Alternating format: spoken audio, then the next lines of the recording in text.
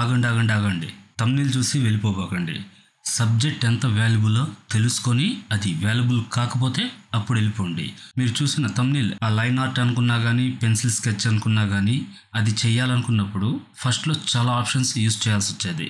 But నేను ఇప్పుడు మీకు ఎక్స్ప్లెయిన్ చేసే ఆప్షన్ ఏంటంటే సింపుల్ మెథడ్లో ఒక 2 or 3 ఆప్షన్స్లో అవుట్లైన్ లేదా పెన్సిల్ స్కెచ్ వాట్ ఎవర్ మీరు ఏదనుకున్నా కానీ దీన్ని మనం చేయగలుగుతాం.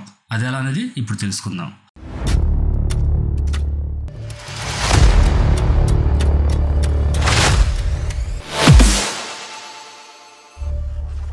Welcome to creative space graphic designing. నేను మీ గయాజ్. క్లాస్లోకి వెళ్ళిపోదామా? వెళ్లే ముందు ప్లీజ్ వీడియోకి ఒక లైక్ చేయండి, షేర్ చేయండి, సబ్స్క్రైబ్ చేసి బెల్ ఐకాన్ని యాక్టివేట్ చేయండి. ఇటువంటి ట్యూటోరియల్స్ మరెన్నో మీకు నోటిఫికేషన్ అందడానికి. యాక్చువల్గా నేను ఒక ఇమేజ్ మీద కాకుండా ఒక బైక్ మీద ఎందుకు చూపిస్తున్నానంటే బైక్ షోరూమ్స్లో మనం జాబ్ షీట్స్ ఇలా చూస్తూ ఉంటాం. వాటిల్లో స్పేర్ పార్ట్స్ కానీ అండ్ బైక్ ఇమేజెస్ కానీ లైన్ ఆర్ట్లో ఉంటాయి. ఆ విధంగా మీరు మోల్డ్ చేయాలనుకున్నప్పుడు ఈ ఆప్షన్ చాలా మీకు హెల్ప్ అవుద్ది. అది సింపుల్ మెథడ్లో. అయితే ఇప్పుడు చూడండి, ఇది ఇమేజ్ నేను తీసుకుంది. నేను ఫస్ట్ లేయర్ ప్యానల్ తీసుకుంటున్నాను. ఇప్పుడు నేను దీన్ని Ctrl+Shift+U బ్లాక్ అండ్ వైట్ చేసేసాను. ఇప్పుడు దీన్ని Ctrl+Jతో ఇంకో కాపీ తీసుకునేసాను.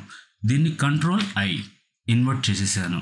దీని తర్వాత బ్లెండింగ్ మోడ్స్లోకి వెళ్ళి జస్ట్ కలర్ డాచ్ ఇచ్చేసాను. అండ్ ఫిల్టర్లోకి వెళ్ళాను, అదర్స్లోకి వెళ్ళాను, మినిమం క్లిక్ చేశాను.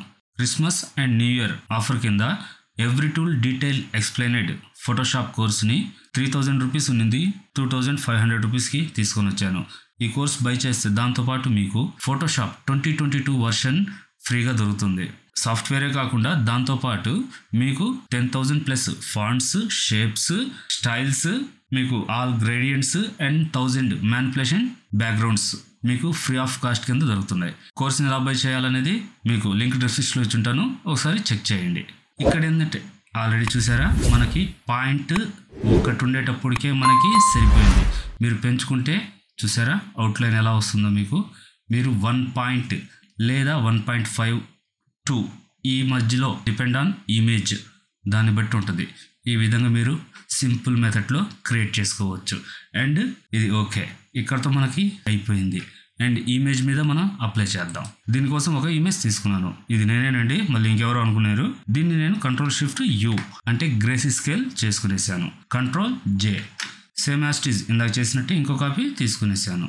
దీన్ని Ctrl+I మర్చిపోబాకండి, Ctrl+I ఇన్వర్ట్. దీన్ని లేయర్ పెన్లోకి వెళ్ళేసి బ్లెండ్ ఆప్షన్స్ నుంచి కలర్ డాష్ తీసుకునేసాను యాజ్ ఇట్ ఈజ్. ఇప్పుడు ఫిల్టర్లోకి వెళ్తాను, జస్ట్ అదర్స్ అండ్ మినిమం.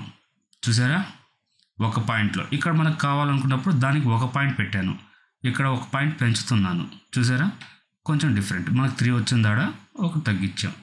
చూసారా ఎంత డిఫరెన్స్ వచ్చిందో. దీన్ని ఓకే చేసేస్తాను.